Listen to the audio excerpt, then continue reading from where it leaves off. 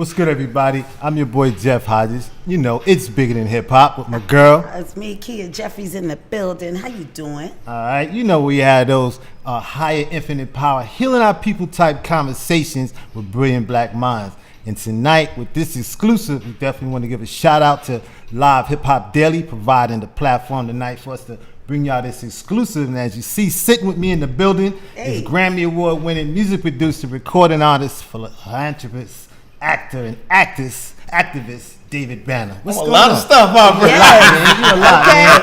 You a lot, man. All of that. Definitely a lot. Man. We love that. Man, I'm honored, man. I'm honored. I mean, I just, real quick, it was so amazing that my mom. You have such bright eyes. Thank you. Pretty teeth. Thank you. She was like, you have. I was like, I don't know. No, my mom knows who you are. I was like, I'm about to interview David Banner. Right. And she was like, I know that name. I was like, yeah, you know, he's a rapper, he's an actor, he's an activist, but she knows you like from The Butler and This Christmas and stuff like that. I'm gonna tell you something that's crazy. I've been put in a situation by the universe to be in such diverse positions. You know, I have a television show on Aspire Network that our parents seem to love. What's the name of it?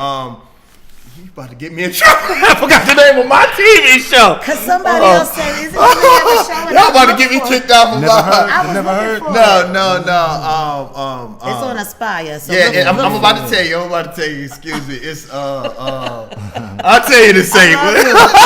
I just had a brain fart. I'm sorry. It happens. But the thing that I'll say is that I've been in a position to be in so many situations and to be able to hit our people from different directions. Yeah. Because what I learned is that, you know, as big as we can be in hip hop, you know, there's some people who have a bad taste. Hip hop is giving some people a bad taste. Right. You know, I remember, this is something that I never forget. I went to Minister Farrakhan called me for a secret meeting.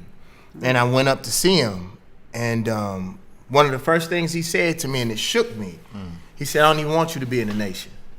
Wow. I was like, what? Okay. You know, because most people are trying to always recruit young, strong soldiers. He said, David Banner, people don't know what you are. He said, if I recruited you to the nation, then you may be an ailment to our people. And I'm paraphrasing what he said. Right. He said, so many people love you on your own. That's true. He said, if I can help you in your own walk of life, he said, I think you should stay exactly where you are. And I think all of the things that I do, all of the different TV shows, all of the acting that I do, you know, because sometimes it becomes a whole lot. I was actually thinking that today, man. These last 3 days, I've been purging out my whole house because I saw that. Bro, I do a lot, and it's a lot of pressure. Right. That's on me. People only see. I remember somebody on Instagram said that, and isn't it a blessing I don't remember my own TV show that I host?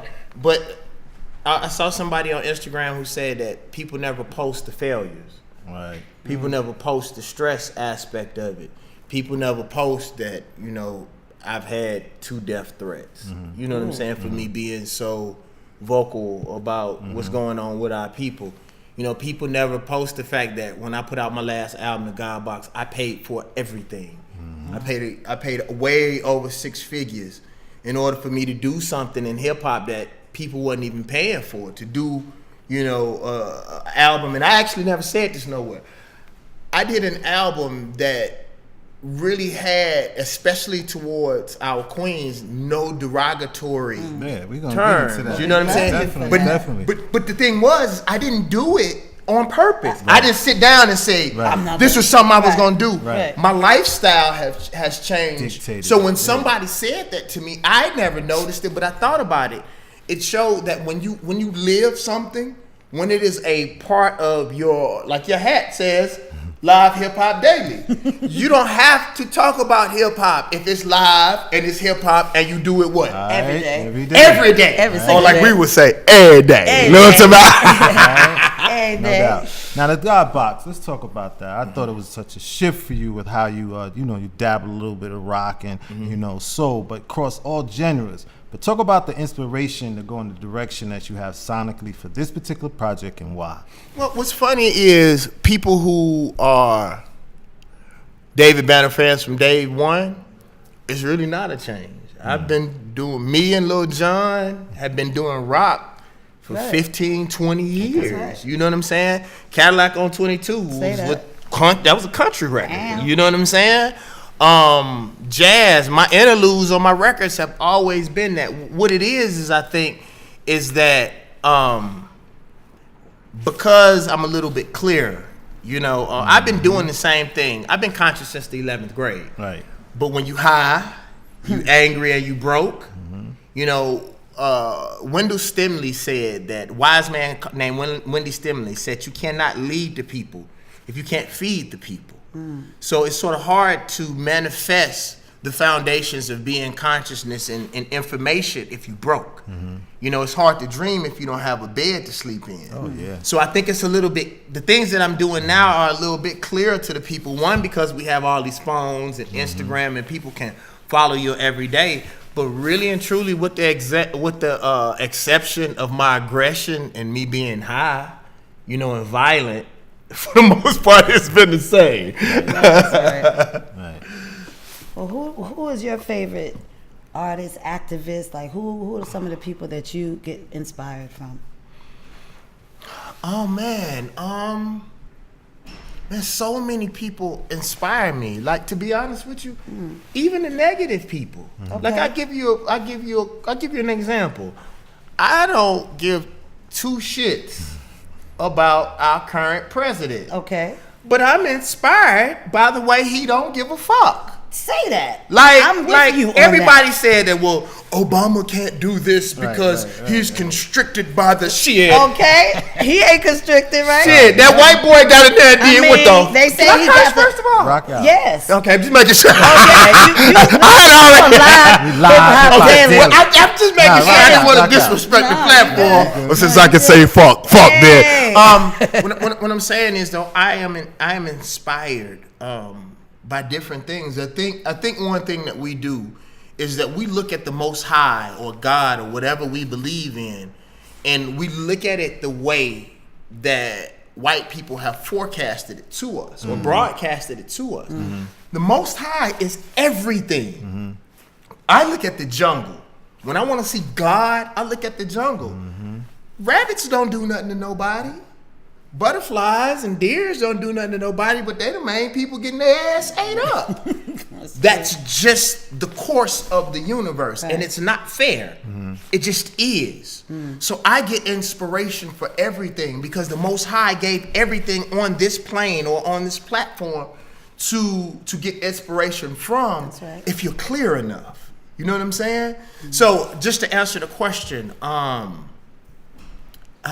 everybody, man. I tell you who I've been inspired by as of lately, Nipsey Hussle. I've been inspired by Nipsey Hussle because I've seen his struggle. Right.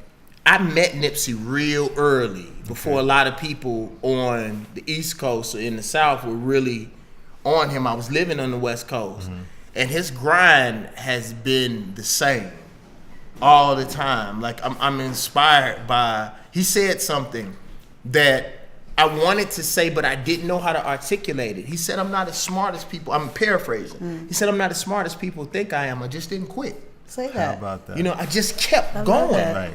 I've been very, very inspired by the things that he's doing. I gotta tell you, I find inspiration from an ant. You know what I'm saying? And the hard work of an ant. It just appears. There's so much and so many things. Today I was inspired by, Snoop. People were asking me, well, David Banner, since you're so conscious and all that kind of stuff, why are you so inspired by Snoop getting a star on the walk? On the Walk of Stars or whatever. And the Walk of Fame. And the Walk of Fame. Thank you. Pardon me. I told him, I said, because for Snoop to consistently stay himself. Right. He didn't do nothing but him. That's a lot in the world of phony people. You know what I'm saying? And the whole time. Right. And he crip walked on his star. Okay. I mean, I love it. And the thing is, whether you agree with it or not doesn't really matter. That's inherently him. And I was proud of him because people don't know this. When I was going through my worst depression in my life, I was going through a very bad depression. Snoop helped me. I had a Bentley in LA that my Bentley broke down, and I didn't have no other car. And I don't care if you got a Bentley or a bucket. If it's broke, you want it. It's a problem, and that's a problem. And me and Snoop had an apartment in the same complex. It was this nice little complex, and I was walking from the car when I found out that it was broken.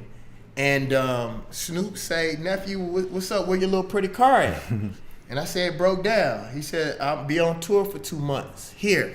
He threw me the keys to his car. Nice. And I kept Snoop's car for 2 months. And those are the things that people don't see. When I was going through my depression, Snoop, he talked me through his life from post-death row up until today. He didn't even talk about the Pac beef. He didn't talk. People forget that Snoop was, when Snoop first came out, he was on a murder trial. Right. He was 1 second from them saying you are guilty and being in jail forever. Right. Yeah. You know what I'm saying? And I remember at the time, I am now one payment away from a close to $1 million tax problem that I had ever since I had that big deal. I was really stressed by that. Snoop had a $2-3 million problem. And he told me what he went through. And for me to see him today, you know, still valuable to our community, you know, still happy, still feeding his family, you know, that was very inspirational. No doubt. Yeah. And I think it's powerful that you're using your voice the way you have, and you know how young black males need an inspiration, and you touch on depression. That's something we utilize on our platform, bringing information. But talk about that Browder Files book and how that was the first book you touched that made you get your conscience on. Oh man, I actually stole the book. Okay. Hold on. Say the title. From the Browder Files. Browder Files. From the Browder Files, because you teaching me. So Right. you're teaching all of you us. go to davidbanner.com, y'all it's on there. But from the Browder Files. Okay. I used to go to Chicago every summer. And it's funny because I'm thinking about doing a documentary about this. House of Pain. There was this remix, Pete Rock remix, a Jump Around, from House of Pain. And it was hard to get because y'all remember how they used to have the maxi singles on CDs? Maxi single. And they only had like certain records on those maxi singles. And it had the Pete Rock remix, a Jump Around. And I was so happy because it was so hard to find that kind of stuff in Mississippi.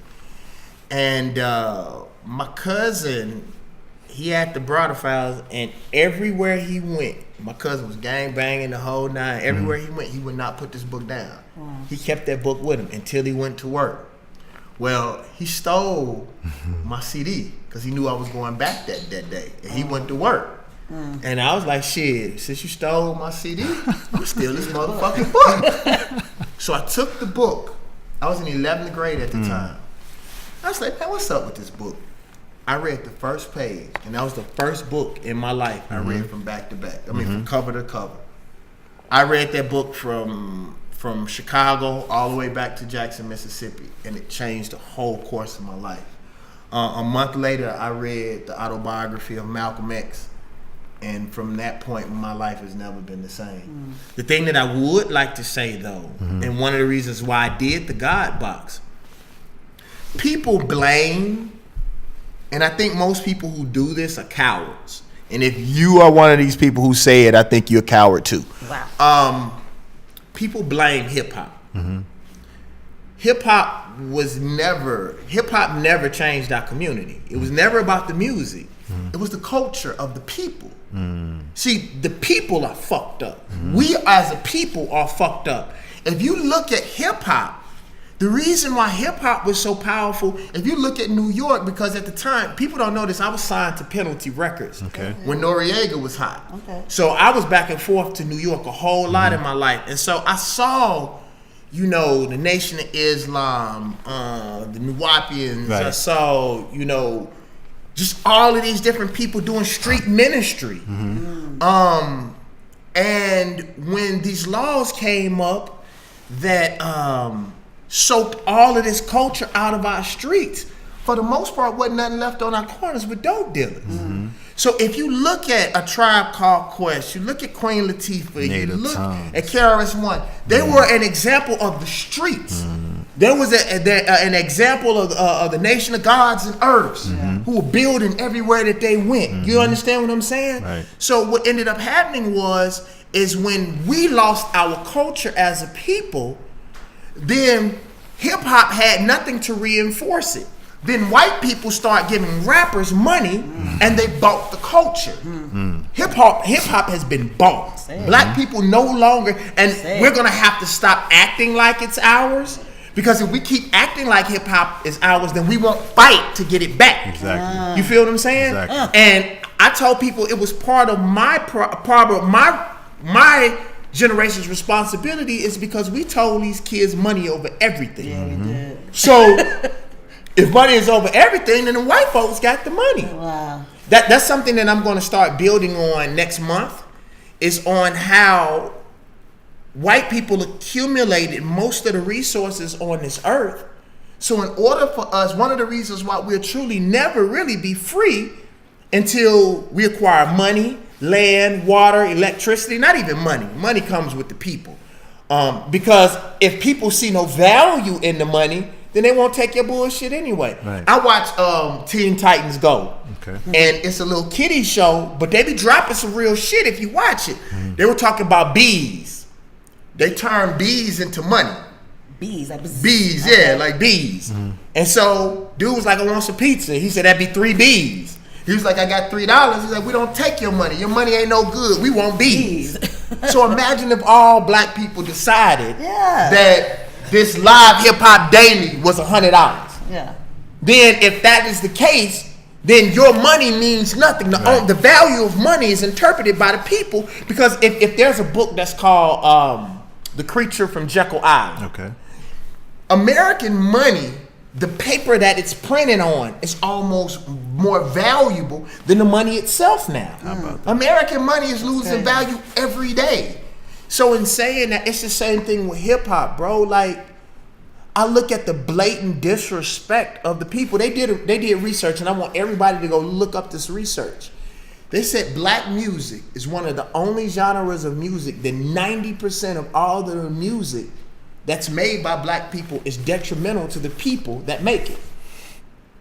Like it's either selling dope to us, saying fuck a nigga, fuck a bitch, and I'm not pointing the finger. I was the main one. I can only clean up me. I don't blame any other rapper, because one thing that I won't do is tell a kid what they shouldn't do if I can't provide them another way to get it, because I got it that way. Right. You feel what I'm saying? Say that. Which segues nicely into my next question. Did I answer your last question? You did. Okay. Just make So talk about when, like, companies, when they introduce new products, they have to reprogram the people. You run around and you give some jewels. Tell us how we can reprogram ourselves in terms of this thinking that we have that's detrimental. Man, I think the biggest thing that we can do before we do anything is learn to love self. Like, one of the things I lecture about is I tell the young ladies, if you taught your children that they were gods, maybe they would act like gods. And maybe if they act like gods, someone would treat them like gods. See, the powerful thing about the Most High that I will say is that God bestowed upon us all the right to be demigods amongst ourselves. So it's like, think about this. If God spoke the world into fruition, whether you believe in religion or not, think about the power of thinking of something and making it born. Think of the fact that you can look at a woman and be like, wow, I love her. I'm going to make another God. And you think of it and you lay down and you do it. You bring it from the unseen. That's God-like. Right. You know, the fact that if you wanted to right now, you have the power and the wherewithal to take my life and give a life. You feel what I'm saying? We as Africans have to learn to love ourselves. They got our brethren and our sisters in Africa wanting to be white folks. Bleaching their skin. Madness. You know, I mean, no disrespect to the sisters, but... No, there's aisles psychological of it in warfare. the beauty supply stores, all the bleaching products and all. But even like... Well, I'm not going to get into that. But what I'll say is that it's about us loving ourselves first. I told somebody on one of my lectures, they was like, David Banner, why don't you go deeper? Why don't you give some solutions, more solutions to the problems? I know you give some solutions. Why don't you give more? I said, because if you don't like black people, you ain't going to shop with them no way. If you don't like black people, you ain't going to move in the same neighborhood as black people no way. Right. If I tell you to go to davidbanner.com and buy the new Black Fist bomber jacket, you ain't going to buy it because you don't love black folks. You know what I'm saying? Think about when most black people get a whole lot of money. They go and give their money to the most elite white people on this planet. Motherfuckers that own Bentley can't stand black folks. Right. Motherfuckers that go own Christian Louboutin and Louis Vuitton. I know people that work in these stores. I know people who are professional shoppers.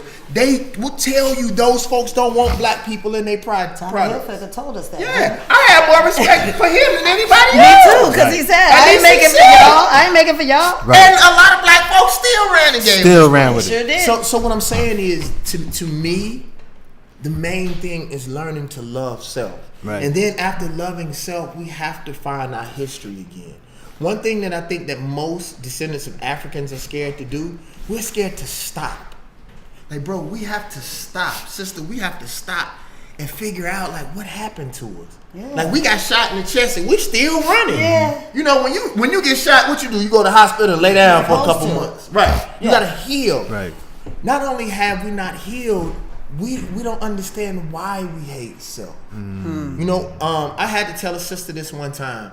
I said, whether you like it or not, everything that you do is a cultural statement. The way that you wear your hair. The reason why I stopped Beijing my beard is because I wanted the young kids to see a black man grow gracefully and to be an elder. And just about every culture on this planet, besides recent black culture, being an elder is honored. Absolutely. Now everybody want to be a fucking kid. Right. You feel what I'm saying? The children are supposed to be the body of the movement. The elders are supposed to be the mind. Right. But everybody wants to be a child, bro. So, I have a question. Okay. How do you feel about, since we were talking about the money, how do you feel about this, the Bitcoins, the whole Digital money game? digital, how do you feel about Akon with his A-coin? Do you know about that? Well, how you feel I'm about so glad you asked that. I don't want to talk about Akon. No, I'm just saying. Yeah. I don't want to talk about general, Akon specifically. Akon is a friend of mine. I don't like to talk about individuals because we have a tendency of trying to turn that against each other. It's not about the individual. It's about the principle. I believe that technology is important, but I don't believe that any person deserves anything that they can't create or they don't have a stake in themselves. Black people are running to give white people all of their money. Think about this, and it's going to relate to the Bitcoin. As soon as black people learn the music industry, because I was in that generation. I learned how to burn my own CDs, create my own CDs. I knew how to manufacture. I knew how to do everything. As soon as we were like 90% of knowing the whole entire game, then they went to streaming. Right. And then black people went and, you know, wanting to be a part of technology and being a part of what's next. But you don't know anything about the creation of a stream. You don't know anybody that's a part of that. You don't have anybody that, you know, none of your friends. I do have some friends, but you don't have many friends on the West Coast in Silicon Valley that can tell you. You know, if you think about our cars, we used to go down to the Shade Tree Mechanic and get a tune-up. Now, if your car is past 94, 95, you literally have to have 7 degrees to know how to fix a car at this point. So what ends up happening is we further invest ourselves into white supremacy with the Bitcoin. They haven't done you right with physical money. Right. So black folks as a whole, you know nothing about Bitcoin. You don't know anybody that you can go to if something goes wrong with your money. You don't know. You don't have anybody to go to. So you want to invest in something because you want to be a part of the future when you don't even know your past. Right. See, it goes into Sankofa. You can't be a part of the future if you don't have a hold on your past. So it's like we're rushing towards the future when we don't have the past nor the present. So like I am very it's even like Facebook, Airbnb. We're investing into things that really don't exist. If you look at Facebook doesn't own anything. They just set up a mechanism for all of y'all to bring y'all stuff and for them to make billions of dollars. Why can't we do it ourselves? Exactly. A football player, I forgot the dude's name. I don't even know if he plays anymore. He was the running back for the Houston Texans. He said, why are we so excited to create a website? Why don't we create our own internet? The concept of the internet, people don't even know was created by a black man. Right. So why can't we create a separate system all within itself? Not get your own television station, not get your own television network, create a whole nother system that's owned by us. See, I am very... I was looking out. I was even talking about the new artists, and people was like, "David Banner, why do you still sell CDs?" And I told them, I said, I remember when they had this update on the MacBook Pro. It was something about a Jaguar or a cat, or it was something where you had to go and get the physical update.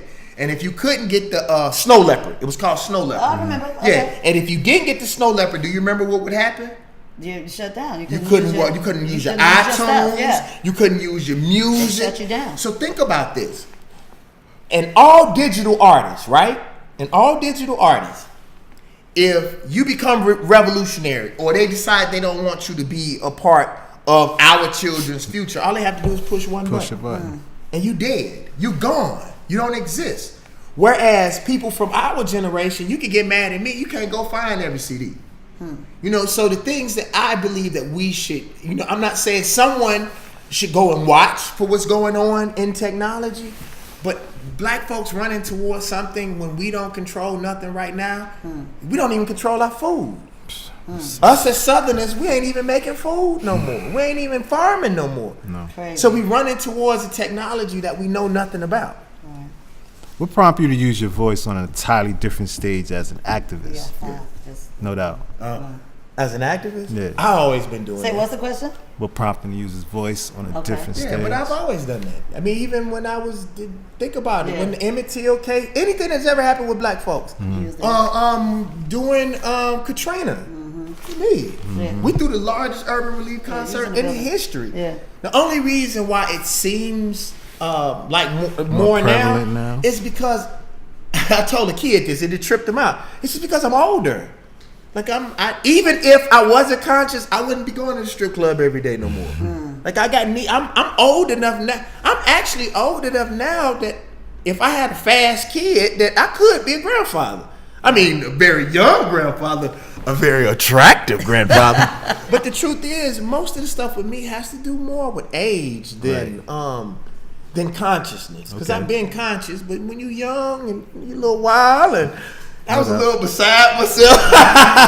But it's also time, bro.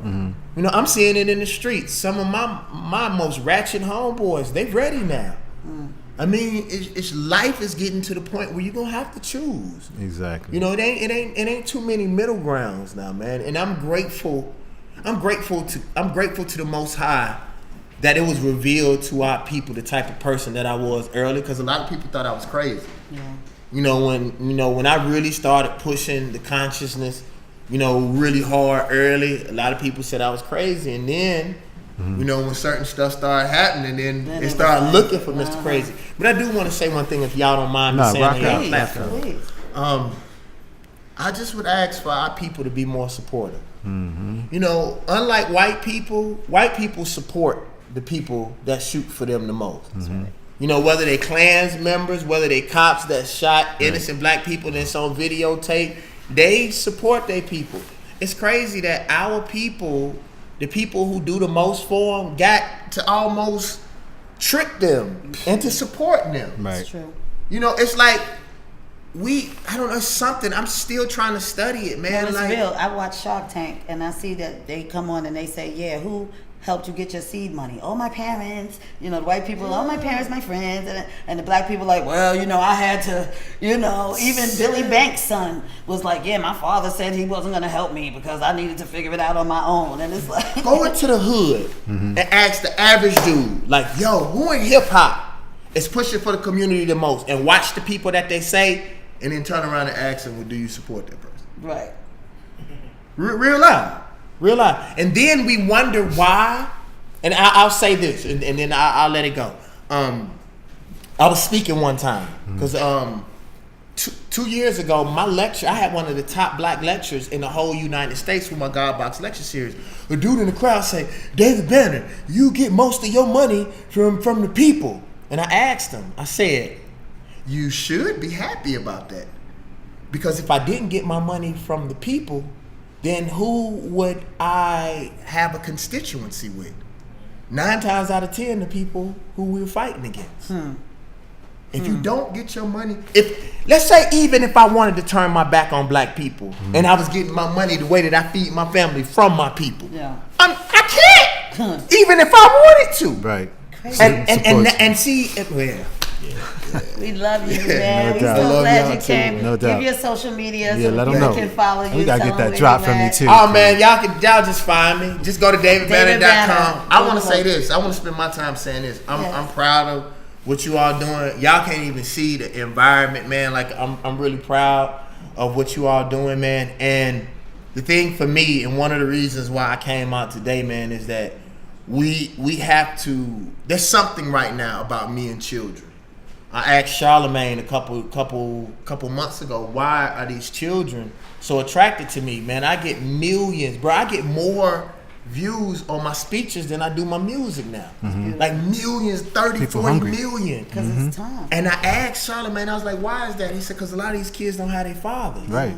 So they go online and they're getting raised online. Right. So what I'm trying to do is spread that power that I'm getting around to as many possible people as I can. Because the thing is, if I can pass some of it to you all, I can pass it to another independent platform. If something ever happens to me, they can't get rid of all of it. Yeah, Right. say that. You know what I'm saying? I I love appreciate that. y'all. It's definitely been an honor and a pleasure. Yeah, you're so Easy, good. man. Yes, sir. Yes, Oh, sir. thank you so much. I enjoy it All myself. right. Thank you, y'all, for tuning you. in. As always, it's bigger than hip hop. Let them know his breakfast is over, man. Oh, man. It's dinner time now. It ain't a game.